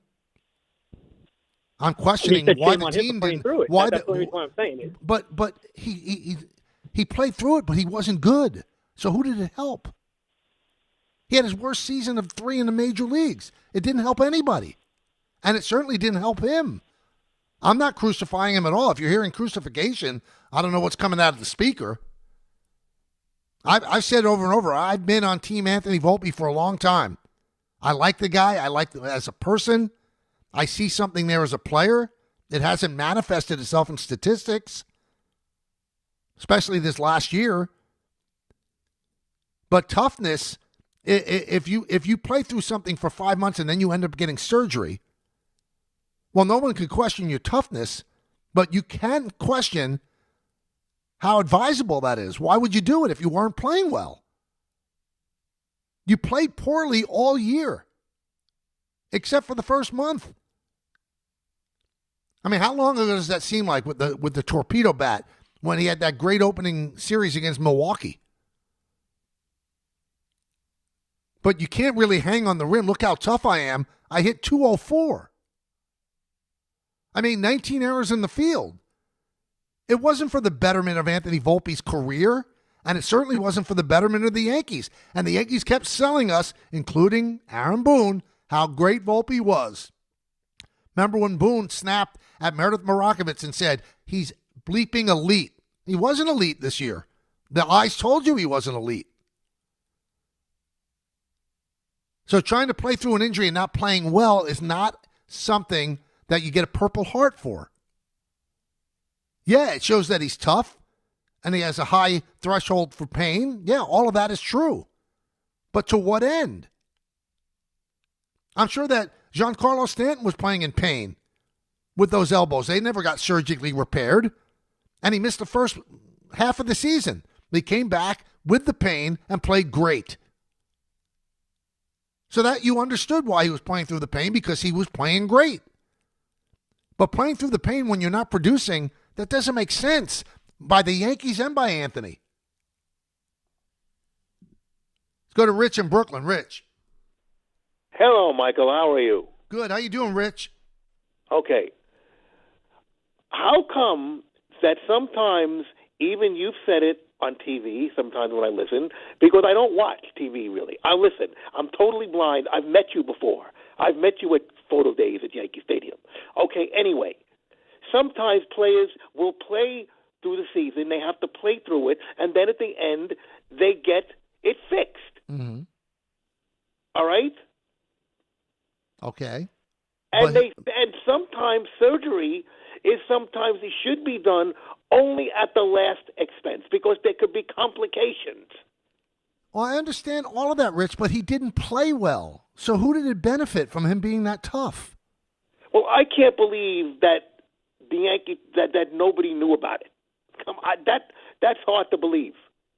Well, they did do MRIs. They said that there was there was an old tear there. But meanwhile, they gave him a cortisone shot at the All-Star break and a cortisone shot in September. So obviously it wasn't just an old tear, it was something that was bothering him. So why didn't they fix it? We'll find out tomorrow when Boone and Cashman talk. I don't know why they didn't fix it. Because it's fixed now after the surgery. Again, nobody's ripping the kid for playing through pain. But my question is, why would you play through pain if you weren't playing well? That's not helping you, and it's not helping the team. So maybe he was telling the team, yeah, well, that is an old tear, but I feel fine. So the team figured, okay, we think it's an old injury, and he said that he's fine. But listen, I'm no savant, but he didn't play the same way that he played the first 2 years of his career. He was unsure in the field.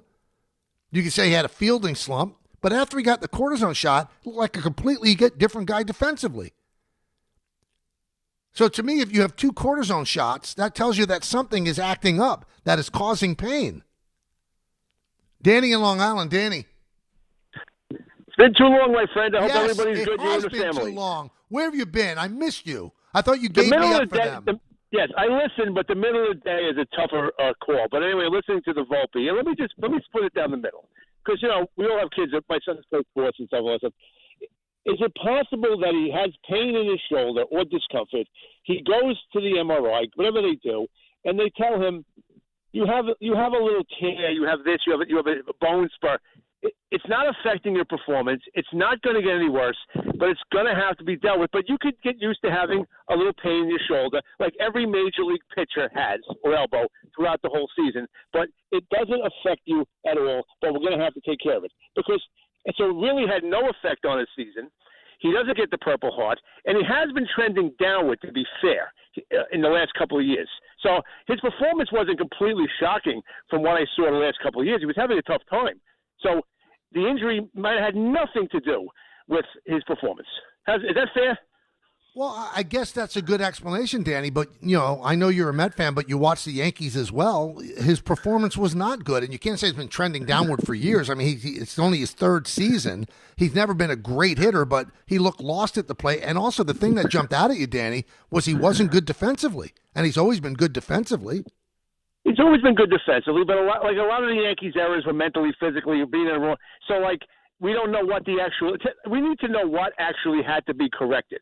Like I said, because if he just had discomfort, a bone spur, something. Your Mets had a pitcher who was getting a cause. We have to know what the injury is to say whether this was the cause of his demise. That's fair. That is fair. But I mean, we kept hearing that there was a slight tear in the shoulder.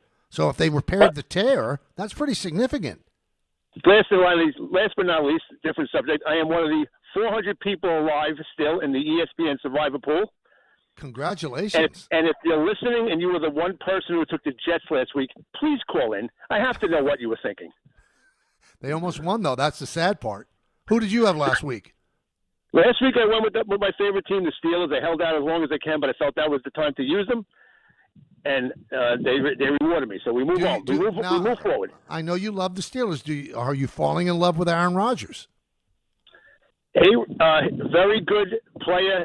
When the Steelers win 23-9, that's the way they play. They play to win the game, not to score 35 points. From the get-go, they realized that quarterback for Cleveland was not going to do much, so they game planned to win the game, not throw 400 yards and 4 touchdowns. So he's very smart at the line of scrimmage.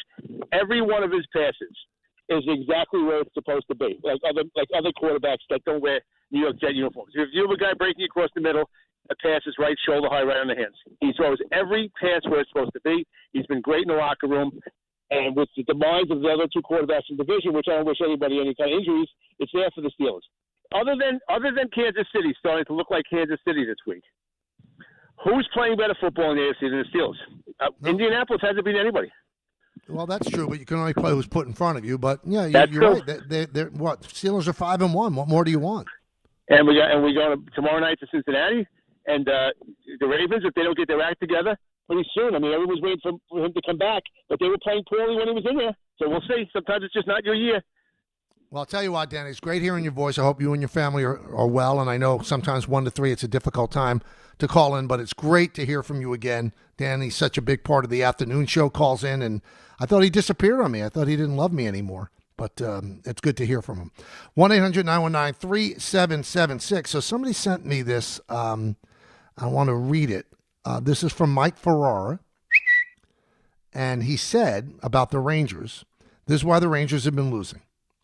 They've been playing a great system, great defensive hockey, and generating offense. The puck just isn't finding the back of the net because of bad luck and good opposing goaltending. Then he also tags Steven Valaket, shows how well they played against one of the best teams in hockey and the best offense in hockey. They had similar metrics in the other 2 home shutouts against the Pens and the Caps. Okay, that still doesn't explain to me how you don't run into 1 goal on home ice. I don't understand that. I don't understand how that could be. I understand what you're saying, but it still doesn't tell me why they have not scored. Jacob in Virginia. Jacob.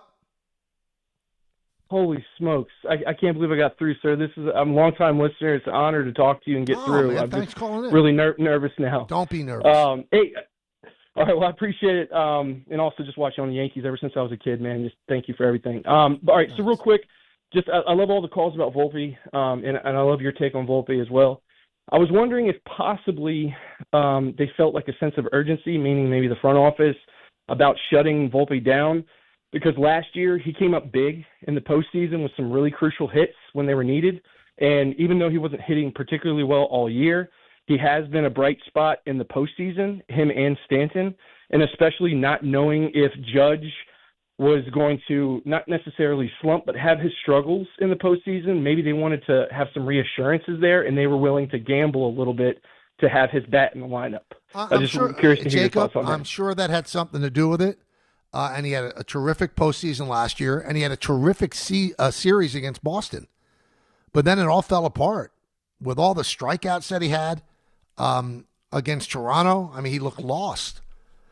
He was 1 for 15 with 11 strikeouts in the ALDS. And, I mean, that's not going to get it done. But I'm sure that was their hope. And I'm telling you, that's why when people say they should move on from him, the Yankees truly believe in Anthony Volpe. They believe that there's something there. There's something more there that has to be tapped into. They're not giving up on this guy all that quickly. My only advice would be you should have an open competition going into Tampa, because it's awfully hard to say this guy's my starting shortstop coming off a really, really bad season. So let him have a competition with Oswaldo Cabrera and with Jose Caballero and make sure that he produces before he gets the job. And I'm going to tell you what, if they have a competition between those 3 guys, Volpe will win the job. Volpe will win the job.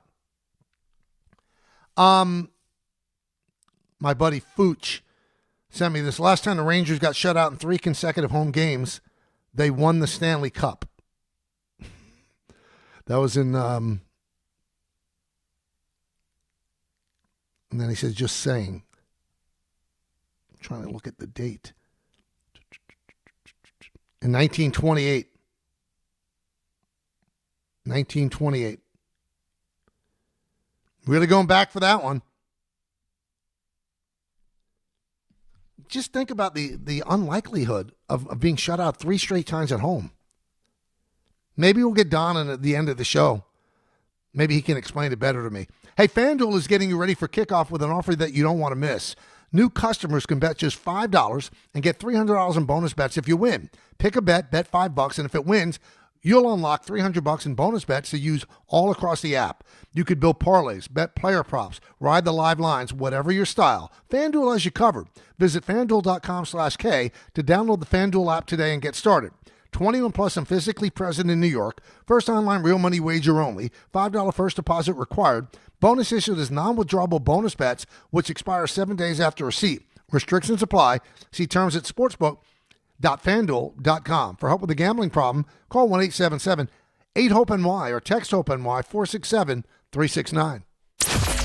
Wednesday with Don, Hahn, and Rosenberg. Will the Rangers ever score at MSG again? First of all, let's not make this bigger than it is. It's game 5. Lots to like about our game. It's a unique situation, but let's not blow this out of proportion. And Booger McFarland joins the show to discuss the New York football QB situation. You can't be competitive in today's football without being able to throw the ball. And Justin Fields can't throw the ball. Don, Hahn, and Rosenberg today at 3 on ESPN New York and streaming live on YouTube. Make cancer screening a part of your annual healthcare routine. New York Presbyterian offers a full range of cancer screenings, including lung, cervical, prostate, colorectal, breast, and more. Regular cancer screenings could save your life by detecting cancer at its earliest, most treatable stages. Screenings are available across New York City and Westchester. Learn more at nyp.org/cancer screening. Stay amazing. New York Presbyterian. Honey, this is it. Shot clock winding down. Trailing by 2. When you can't miss the last shot, and neither can he, don't take slow for an answer. Pastrello shoots. Didn't see it, George. Switch to Optimum Fiber, the fastest and most reliable fiber internet, starting at just $40 a month. Call 888-4OPTIMUM or visit Optimum.com today. What went through your head on the last shot? It all happened so fast. Optimum. Don't take slow for an answer. Terms apply. See Optimum.com for details. At City Harvest, we believe no New Yorker has to go hungry. With your help, we're on the road 365 days a year, rescuing over 77 million pounds of nutritious food and delivering it free to millions of New Yorkers, transforming surplus food into sustenance, sustainability, and smiles, rallying thousands of New Yorkers to power a network of nourishment across our city. One day, one meal, and one New Yorker at a time. That's how we feed good. Donate at cityharvest.org. John Ryan. Yeah, Dad. I think I came up with a killer slogan for our law firm. D'Agostino and Associates, bite back. Bite back? Yeah. When someone hurts you, you bite back. We'll be the law firm that bites back. Dad, that's brilliant. Accident victims, call D'Agostino and Associates and bite back. Hey, we could even put a big vicious dog on billboards everywhere. Yeah, and Rottweilers on buses. Hey, how about a toll-free number? What are you thinking? You know, like 1-800-BITE-BACK. 1-800-BITE-BACK. That's brilliant. But what if people hear fight back? Easy. I'll spell it out for them, like 1-800-BITE. Back. 1-800-BITE-BACK. That's 1-800-248-3222. Love it. Hey, Dad. Yeah. All this talk about biting back got me hungry. Me too. Want to grab lunch? Sure. Hey, how about a jingle? You mean like D'Agostino, Law, Bite Back?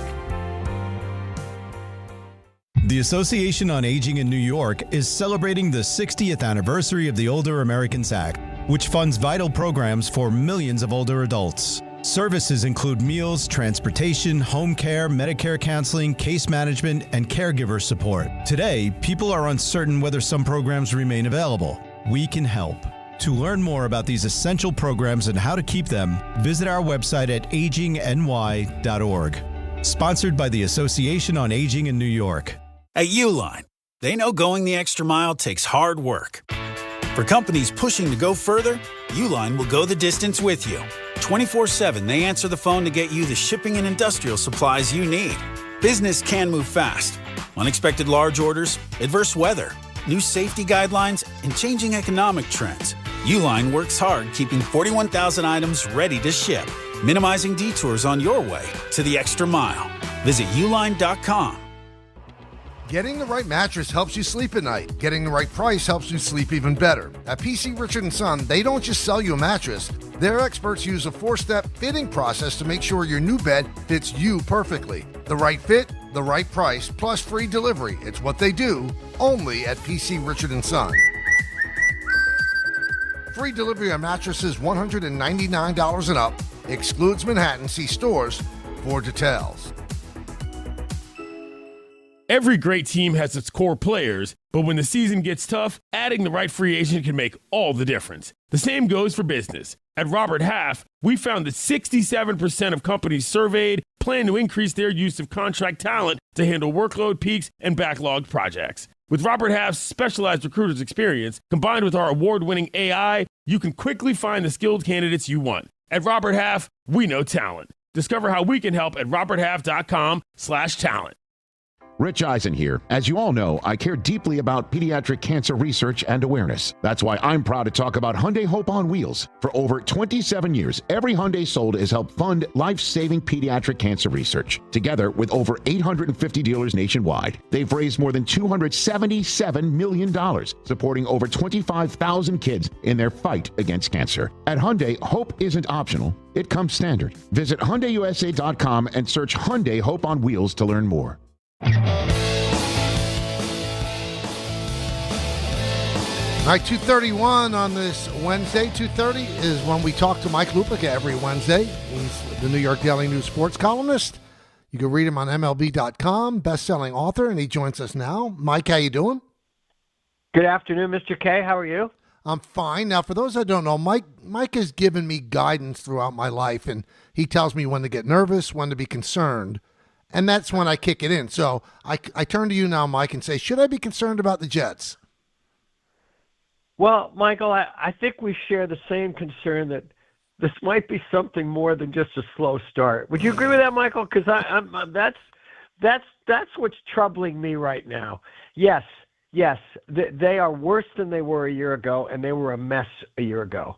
And the coach for whom I am rooting, I've made that clear in my newspaper column. I want him to succeed.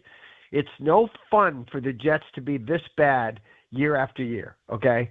But he has done nothing so far to indicate that the narrative of, oh, yeah, but there's a culture change going on, is in fact a reality. There's nothing in the way they play, the turnovers they commit, the penalties they commit. And Mike, when he starts talking to the media and starts playing that, well, yeah, but then you guys, right. As soon as I hear somebody say you guys, when they play the you guys card, my reaction is shut up. That is not part of your job description to worry about you guys. The guys you're supposed to worry about are the guys in your locker room who have a chance to still be without a win after playing the Carolina Panthers this Sunday. You know what's interesting? There were two great players that were you guys, Jordan and Jeter. But they had the hardware to back it up. I don't think that Aaron Glenn at this point should be a you guys guy. No, and it was very low. Yeah, Michael, we both covered Derek his whole career, okay? It was very low-key with Derek. Right. And Michael picked his spots with that stuff, okay? Because the fact is, other than the time that Michael got roughed up, well, he got roughed up about gambling, obviously, okay? And other than the time he got roughed up for going to Atlantic City, and I remember writing a column at the time and telling people, shut up and don't worry about what he does when he's not playing. Just worry about what he does when he is playing, okay? Mm-hmm. But Glenn has begun to sound so defensive. When asked a completely legitimate question last Sunday about whether Fields was going to keep his job, and just how can you ask a question like that? No, how can you not ask a question like that? And at the beginning of the show, Mike, I opened up because today he was talking about obviously Justin Fields should be giving his receivers a chance, and it doesn't have to be that big of a window to throw the ball. But then he adds on, but then you guys will be bitching about it if he makes mistakes. He's actually fighting with ghosts now, not about what we say, but what we might say. That's the wrong way to go about it.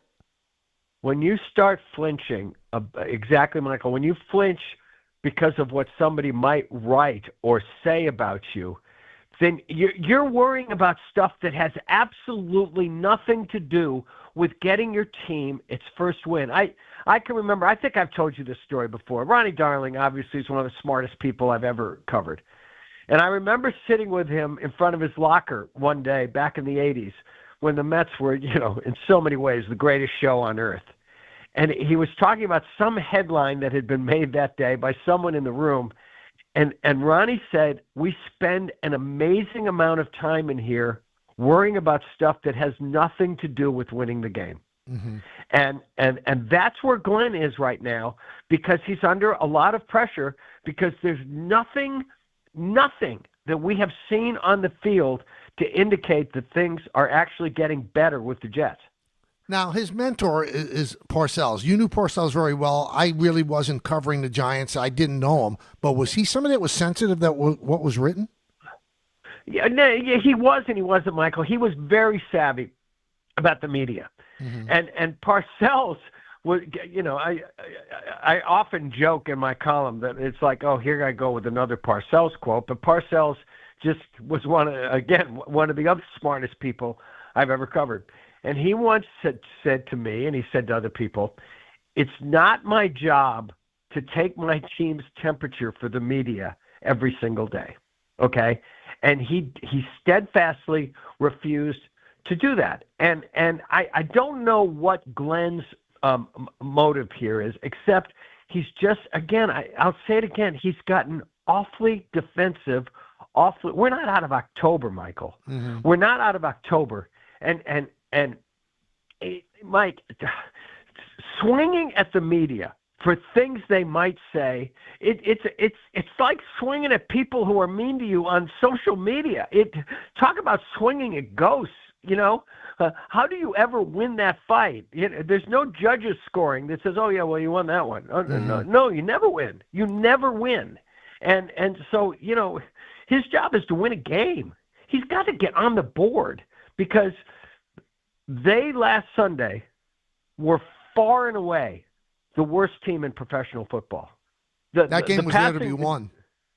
Oh, my God. Against a good team. Mm-hmm. Against a very good team who I think is going to give the Giants all they want on Sunday. I think I love Jackson Dart. He better have his helmet strapped on Sunday, because Sean Payton is going to come after him, okay? But that game was sitting there to be won, and they're at midfield, and they do nothing. They do nothing to advance the ball. Now, you grew up a Giant fan.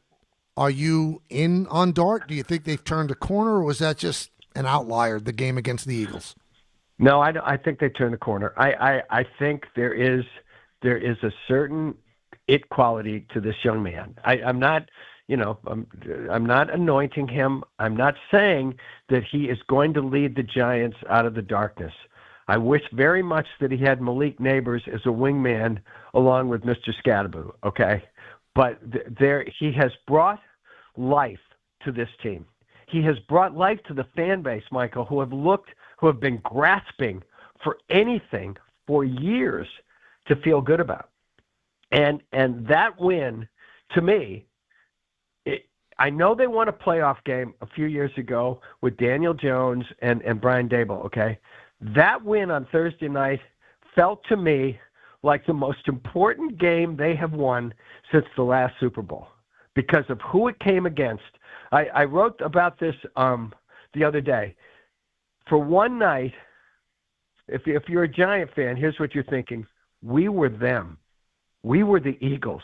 We had the better quarterback on the field. We had the better running back on the field. We had the better defense on the field. Mike, it was shocking. But then the longer the game played out, here's what I kept thinking. If you didn't know who these two teams were, who would you think was the better team? And you'd say, well, it's obviously the Giants. Let's talk, it's been a while now, a couple of days that we can recalibrate about the Yankees. Have you changed your opinion after seeing the way the Blue Jays have just been outmanned by Seattle? And, everybody kept saying the Blue Jays are just better than the Yankees. And I look at it, Mike, and I said this at the beginning of the show, The Yankees have a better roster than the Blue Jays. There's no way that they should have been slapped around that way. What's your thoughts on the postmortem on them? Michael, it is the analysis of the New York Yankees is extremely complicated, all right? Because when I look at this year's team, I look at a team that at the trade deadline clearly wasn't good enough, and then Cashman made enough moves and enough solid moves to make them getting better but not good enough again. Okay, so they became a slightly better, not good enough team, and Mike, you have debunked the crapshoot theory. I have debunked the crapshoot theory. Okay, when the same thing happens in different rounds year after year, then you have to look at the whole program. The bottom line on the Yankees is yes, they have won all those games for all those years. And the idea that they don't get any credit for that is simply a defensive crouch from the front office. They get plenty of credit for doing that, okay? But the fact is, Michael, they have won one World Series in the last 25 years. We talk about 2009. No World Series since then. They've won one World Series in the last 25 years. And in that time, the Red Sox have won 4, the Giants have won 3, the Dodgers are about to have 3 probably, and the Astros and the Cardinals have both won multiple World Series. So, yeah, they're right there every year. Yeah, they give themselves a chance. And I believe that whatever Hal says about his mandate is to win it all, I think he's perfectly happy to be in play every October. I think he'd like to win another World Series, but he's not going to panic. He's not going to fire the general manager. He's not going to fire the manager. But I asked you this the other day, and I'll ask you this again, okay? In all the years since they have last won the World Series, did they ever once really have the best team? Because I don't think they did. And you think that which year? But they've been in the conversation. I mean, if you don't win, then you don't have the best team. I'm talking about being the best team. Well, 2009, they were definitely the best team. Yeah, no, since then. I'm asking you who they're never quite the best team, but they have all of the resources. They have all of the money. So what do you think the problem is? I think that there's a bunch of problems. One, I think they have gotten home run happy, Michael, and I think that what you see is when they stop hitting home runs. It's funny with the Yankees, by the way. When they stop hitting home runs, people said during the Blue Jays series, well, they got to start hitting home runs again. But I think that in the postseason, it's very rare that you're going to slug your way to the world title, and I think that they don't. I wish they had a few more grinders, Mike. I wish they had a few more guys like a few more dirty uniforms on this team. So you want an Ernie Clement? Yes. Yeah, and by the way, they're not. They're in a world of trouble right now. Okay, they're in a world of trouble because they got smacked the way that the Yankees got smacked in those first 2 games in Toronto. But I think this is just me, and you watch them a lot closer than I do, Mike. I think there is a lack of offensive versatility on the Yankees year after year after year. And the other thing is, and maybe next year, because they look loaded again, because we're already talking about next year, they will finally have enough pitching. But to me, they never quite have enough pitching. I think if there's one fatal flaw in this whole operation for a very long time is they haven't been great with pitching year to year, and that's just my opinion about the Yankees. I take no delight in the fact that they got knocked out again, but the things that happen to them when they lose, they keep happening. Well, let me push back on one thing because I'm intrigued when you say it that Hal is content with them contending every year. I mean, other than like entrusting, the same people, he has a top payroll all the time, which he should because they're a high revenue team. What more could he do? No, Mike, we're in the same lane here. So if he's unhappy with the results, And I'm talking about the result of not winning the World Series. And by the way, nobody thinks it's realistic that every year it's a championship or bust. No. But you'd think that every once in a while they win one by accident, okay? But if he was unhappy, then he would change things. But he doesn't change things. The only significant change that has been made is when he allowed Brian Cashman to fire Joe Girardi after he made it to Game 7 of the American League Championship Series. And no one has spoken more eloquently on this subject than you have. And in place now is a wonderful guy who is exactly the manager that Brian Cashman wants. And by the way, you can look at this starting to happen with the New York Mets, who hired a hitting coach and a bench coach today, neither one of whom has ever actually faced a pitcher in professional baseball. Other than, I think, in the Frontier League for the new hitting coach, Jeff Albert. So it is amazing that both teams just, they're completely changing their coaching staff like that was the problem. But these are all, it's like in the old days when the old man would fire a pitching coach just to look busy, and is it going to change the product on the field? Is it going to change the end result? But when I say, I'm not saying that Hal doesn't want to win the World Series. I think he very much would like to win the World Series. But if it pissed him off that he wasn't winning the World Series, he would change stuff. But he doesn't. So this is how it's going to continue. Good stuff, Mike. We'll talk to you again next Wednesday. Okay, Michael. Bye-bye. That's Mike Lupica. He joins us every Wednesday at this time. Great stuff from him. When we come back, I'll reunite with my old partner, Don LaGreca, and I'll ask him why the Rangers not scoring at home. And then Don will then stay around to host Don Hahn and Rosenberg. It's the K Show right here on ESPN New York. At AT&T, we guarantee our network so you can talk college football with your BFF while taking Buster to the vet. Hey, yeah, I can't believe he ate the whole thing of chicken wings. And I can't believe we're staging a comeback. Touchdown! Yes! Staying connected matters. That's why in the rare event of a network outage, you'll automatically get a bill credit for a full day's service. For wireless downtime lasting 60 minutes or more caused by a single incident impacting 10 or more towers, must be connected to impacted tower at onset of outage. Restrictions and exclusions apply. See att.com/guarantee for full details. Rich Eisen here for Sonos, the speakers that bring every game to life in my own house. With studio quality sound, Sonos makes you feel like you're right there in the stadium. Whether you're cheering on your team, binging your favorite show, or listening to the hottest songs, Sonos fills every room with incredible sound. Setup is easy. Just plug in, open the Sonos app, and you're ready to go. Want stadium quality sound at home just like me? Because I love Sonos. You will too. Explore soundbars, speakers, and more at Sonos.com. Sonos. They look as good as they sound.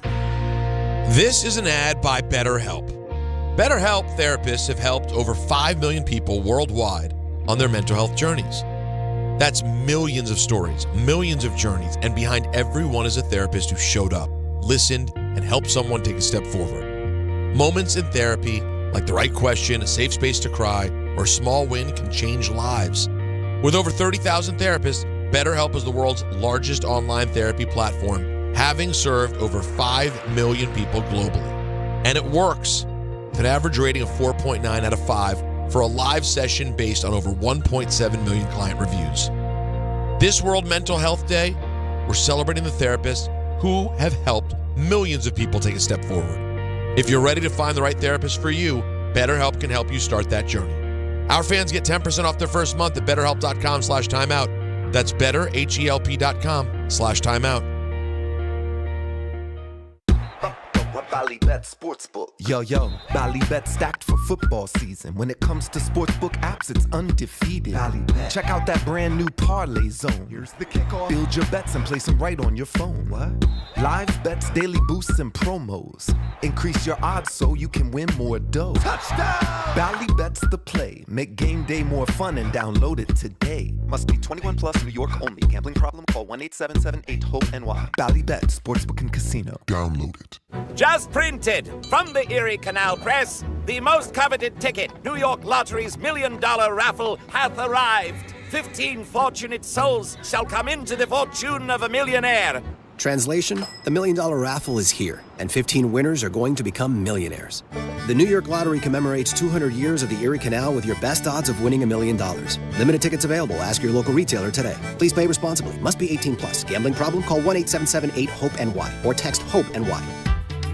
Score a win this game day with Amazon Pickup, the MVP of package pickup. Need that new football jersey for the big matchup? With Amazon Pickup, you can collect your order from secure Amazon lockers or counters near you on your schedule. Whether you're running from work or home or straight to the tailgate, Amazon Pickup makes it easy and worry-free at no extra cost. Don't miss kickoff. Grab your gear and your packages when it works for you. Find your nearest Amazon Pickup location at amazon.com/pickupmvp. That's amazon.com/pickupmvp. Lowe's knows that free makes everything better. That's why our rewards members get free standard shipping on the things they want and need to get the job done every day. Savings for rewards members add up fast, so why wait? Join for free today. Lowe's, we help, you save. Not available in Alaska and Hawaii. Exclusions and more terms apply. Loyalty program subject to terms and conditions. Details at lowes.com/shipping terms. Subject to change. Tire care shouldn't come with extra costs or surprise fees. It should be simple, straightforward, and stress-free. So at Midas, they're rolling out the limited lifetime tire guarantee, included with every tire purchase with paid installation. You'll pay nothing for flat repairs, nada for flat replacements, zilch for tire rotations every 5,000 miles, and zero for other preventative maintenance. So with this limited lifetime tire guarantee, you'll pay a whole lot of nothing compared to what the other guys charge for tire care. That's the limited lifetime tire guarantee, only at Midas. Knicks fans, opening night is about to pass away. Join ESPN New York's Don, Hahn, and Rosenberg live from 3 to 6:30 p.m. from Stout on West 33rd between 6th and 7th. Steps from the Garden. Get ready for the start of Knicks basketball. Runs it off the dribble. He got it and one. Be there for special guests, live Knicks talk, and opening night vibes before tip-off. We'll see you at Stout on West 33rd. Don, Hahn, and Rosenberg live from the Knicks home opener. Don't just listen, don't just watch. Be there. All right, so I put out a question earlier. How is it possible for a New York Ranger team with really good players on that team and a new coach that has won a couple of Stanley Cups, how have they not scored at Madison Square Garden? And I said, well, I don't know the game to that level, and some people have reached out on social media, but I have an incredible resource. The station has an incredible resource at its disposal. A guy who knows the answer to these questions, and that is the great Don LaGreca, the voice of the Devils on the MSG Network. Wait a minute. I know I have the answer? Yeah, I assume. Well, I have theories. I don't know if I have the answer. Give me a theory on how a team like the Rangers can't score in 3 games at home. Well, I could tell you that I watched pretty much all of the game on Sunday because it was on the NHL Network, and I was on the road with the Devils, so I was able to watch it. And I watched a good portion and listened to the rest of the game yesterday. And what I saw was, sometimes you got to tip the cat to the goalies. All right, they're getting shots on goal, quality shots on goal. They're just not finishing. It's a small sample size, right? It's only 3 games. I don't know what happened opening night. They just didn't look ready to play. Pittsburgh's not very good. They end up beating Pittsburgh in Pittsburgh 6-1 the next time they played them. So that was probably just a poor start to the game. But the last 2, I can't really say they played poorly at all. I mean, sometimes you got to tip your cap. I thought Charlie Lindgren was great on Sunday. And even though I'm not a fan of Stuart Skinner, he made 30 saves. He's gone to back-to-back Stanley Cup finals. So as much as I'm not a fan of his per se, I mean, he's still a goaltender that's won a lot of big games. So I wouldn't freak out about it. But I mean, okay, so I get it. Good goaltending. But don't you find it odd that a puck will not find the back of the net for 3 games? I mean, it hasn't happened since the 1920s, so it's not that usual. And it hasn't happened to them, and they're celebrating their 100th anniversary. I know it's not good, but sometimes it happens. And Sullivan's been around. He's won a couple of Stanley Cups, all right? And he's not going anywhere. He's in the first year of his contract. So I don't think he's got any reason to kind of BS, and I think he was being honest. He was happy with their play. It just wasn't their night. But at some point, it's going to have to be your night. I mean, 3 straight games at home without a goal, first time in franchise history, and you're celebrating your centennial. Not good at all, but if you look at it deeper, and certainly people have looked at it deeper than I have, but look, from what I've seen a team that's just a little bit snake bit. Now, I've got to ask you this, because I heard the call, and when I heard it, I said, wow, that is such a good line. How did you come up with stick a pitchfork in? When I found out I got the job, which was back on June 12th, I was starting to think about you and about when you were telling me to do the whole Cain is Abel thing.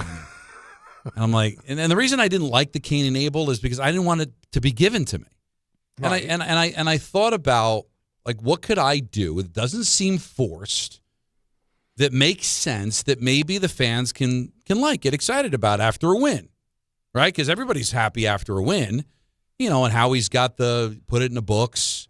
And I said, let me think about it. So I spent the summer thinking about it, and put a fork in it is usually when something's done. Well, what does the devil have? He has a pitchfork. So I tried it. I asked Nancy about it. I asked a couple of people that I was close to about it. I'm like, it sounds all right. So I brought it up to the MSG people, and they said, give it a try. And they only won once in the preseason. And I didn't do it after the preseason win. Right. I just didn't think about it because I was so caught up in the first couple of games there. And then it occurred to me as they won the game in Tampa, so I threw it out. And it got a tremendous reaction. So they win again, similar circumstance. I threw it out again, and now T-shirts are being made. Yeah, athletes' logos. I think they're putting out a T-shirt. That's awesome. So I kind of caved to what you were thinking. And the one thing that I was told by the people when I was hired is one of the reasons they hired me is they like my personality. So I figured, all right, having a signature call is part of somebody's personality. So I really ruminated on it the entire summer, and I'm glad it's gained traction. And it's not something that's obtrusive. It's toward the end of the game when the game is over. So, I mean, it works perfect. Yeah, I will not do it when, after an empty netter, or I won't do it if it's 6-0 when the clock zeroes out. That way it can't come back to bite me, because if it does, then, Michael, nobody's going to want to hear it again. Right. If I did it too early. So, yeah, it's kind of cool, and it's fun. I mean, look what C has done for you, right? Done nothing for me. Why does everything have to be financial with you? Right? Or maybe you haven't made any money off that? it. Because I know me well. When you answered that question, it's done nothing for me. You were thinking about money. But that's not. No. It's done a lot for you. It's your signature call. People hear see you, they think of you. I think that the Devils should make shirts that they sell at the Prudential Center. I think it's that good. Well, when I was thinking over the summer, I mean, this is silly, but you daydream. I mean, this is my dream job. So I've been obsessing over this since the second I got the job, just thinking about everything that goes into it.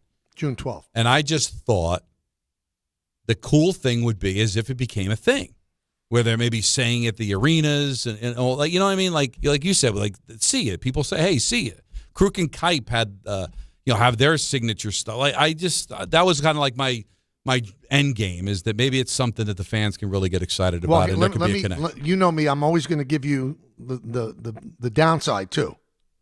And here's my downside. When I die, whatever's written about me, wherever it is, there's going to be C in the headline. Now, when you die, stick a pitchfork in them. I don't think it's going to happen. Listen, Michael, I hope I live long enough that it becomes a bit of a thing. But if there's any reason I'm remembered after I'm gone, I don't think that's a negative. I think that would be. You sound like you're having a terrific time, and you're doing a great job. So I'm so happy. Have you gotten a chance to watch it all? I actually, when was the last game? 2 days ago? Yeah, the game Monday night. Yeah, I watched some of that between the baseball games. I kept turning back, and I thought you sounded great. And any critique, because I'll tell you what. I mean, first of all, how could I critique you on hockey? But you're terrific. Well, radio and television, I will say this, easier, right? It's easier and harder at the same time. It's just there's different reasons it's easier, and there's different reasons it's harder. But it is different. It is a completely different animal. I mean, you need experience to do it, and I have experience doing radio, but not a lot of it applies to a TV call. I got less is more, and I've got two analysts. So there's a lot. Welcome to my world. Yeah, it's a challenge, but the fans have been great about it, and I'm looking forward to tomorrow, home opener. That's awesome. And also, I mean, when you get compliments from people that you didn't think you'd get compliments from, that, I mean, it's amazing. on social media. That's awesome. Well, that's another. I got a lot more people watch TV than listen to the radio, Michael. I will say that. There's a lot more reaction to when you do things on TV. That's true. Both That's good true. and Well, bad. keep doing it. You're doing Thanks, great, Ben. and good luck tomorrow in the home opener. I know that Hahn and Rosenberg are upset because we're cutting into their time, so I better say so long, right? I think they're just upset that you didn't ask them to come on. Yeah, maybe one day. Anyway, thank you, Don. Stick a pitchfork in this show. We'll be back again tomorrow at 1 o'clock. Remember, Boone and Cashman will talk at noon, so we'll have a lot of time to unpack that, all starting at 1 o'clock. In the words of Billy Joel, life is a series of hellos and goodbyes. I'm afraid it's time for goodbye again. See everybody. Have a great, great evening, and we'll talk to you tomorrow at 1. There are a lot of reasons why people buy at Ramsey Mazda. It's their selection, it's their customer service, and it's their savings. Lisa New